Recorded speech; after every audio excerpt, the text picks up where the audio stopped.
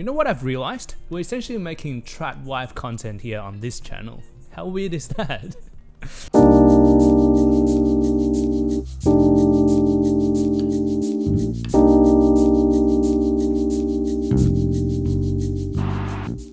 Okay friends, how's it going? Welcome back to Sam's Home Kitchen, where I bring to you budget-friendly recipes with sustainability in mind.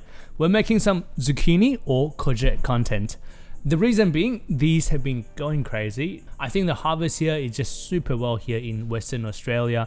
I've been seeing them ranging from 29 cents per big zucchini all the way up to 49, 69. Zucchinis are delicious, non-offensive, versatile, and it's also a really good way to bulk up our dish and help us consume more vegetables. So I've been using them in stir fry, make salads, bulk up our spaghetti bowls. But today we're turning this the main character of our dish. We're gonna make some homemade hummus and we're gonna grill this. It's going to be substantial, meaty, and surprisingly full of texture. So if that sounds good to you, let's get cooking. So to get us started, you know what, we're going to work with a scale. So we know how much nutrition is in there. We know how much things are going to cost because we know exactly how much food we're putting in. So starting off with some dry chickpeas. I measured out 100 grams of dry chickpeas and top it up with at least 400 grams of water. Chickpeas will soak up about 1.5 times of weight in water, so make sure we don't shortchange it. So if you plan ahead wanting to do this, obviously you can soak the beans overnight and it will take a lot less time to cook.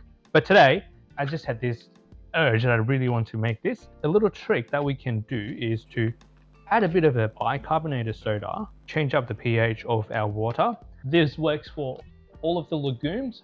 So this will dramatically reduce the time that it will take for us to cook the chickpeas until it's soft. Put that in a notebook. Next, we move over to the stove and get the chickpeas cooking. Onto medium to low heat and just cook it away with the lid on.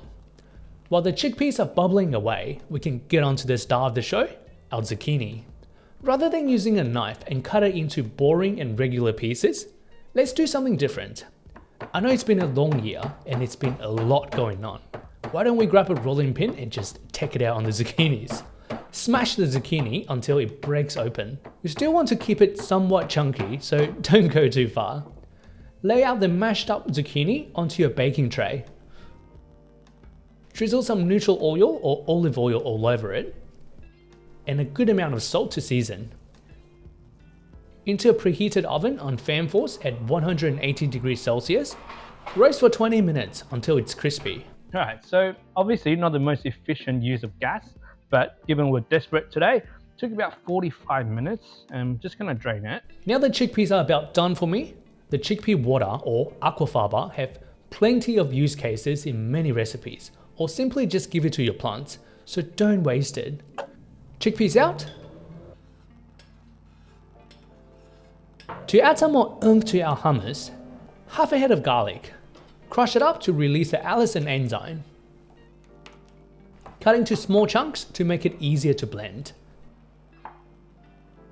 To some homemade tahini. Tahini is really not that hard to make. Buy a kilo of sesame seeds. As long as you have a decent blender at home. Grab a second-hand one. I got mine for like 100, 120. Blitz it until it becomes a paste. That's how I made mine. Add back in some of the chickpea water we saved earlier to loosen the hummus up. I love using a stick blender to make hummus. It's very contained, meaning there's less wastage because things are not stuck in corners or behind hard to reach blades, and just much easier to clean overall. So this is where I'm going to be a little controversial. I have run out of lemon at home. Rather than going out and buy lemon, I had a look in the fridge and I came across the kimchi that I made. It's pungent, it's a little bit funky, and I thought, hey, it's got that acid element.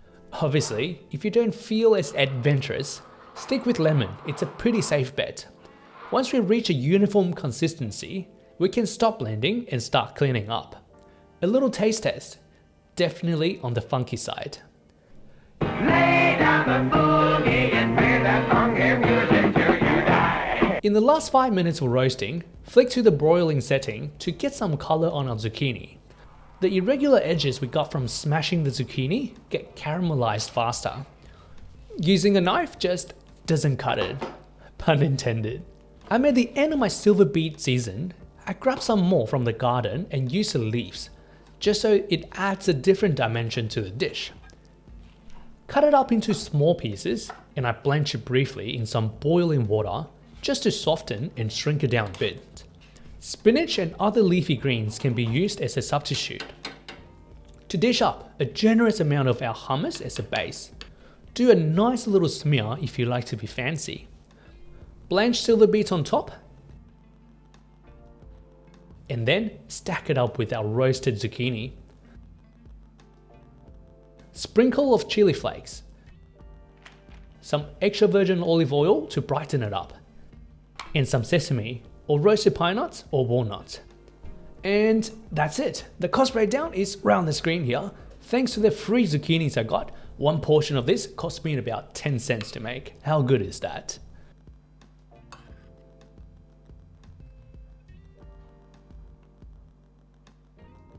Alright, and there we have it. That is our smashed zucchini on kimchi hummus. Bit of a mouthful and confusing, but looking pretty good. I'm going to dive in and let you know how it's like.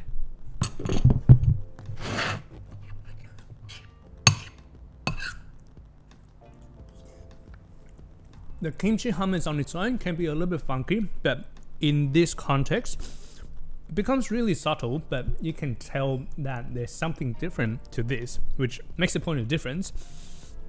The char bits, the pointy ends of the zucchini, nice texture, nice caramelization, and the heartiness of the char really just brings it all together. A little bit of heat, a little bit of texture, and some little pockets of saltiness.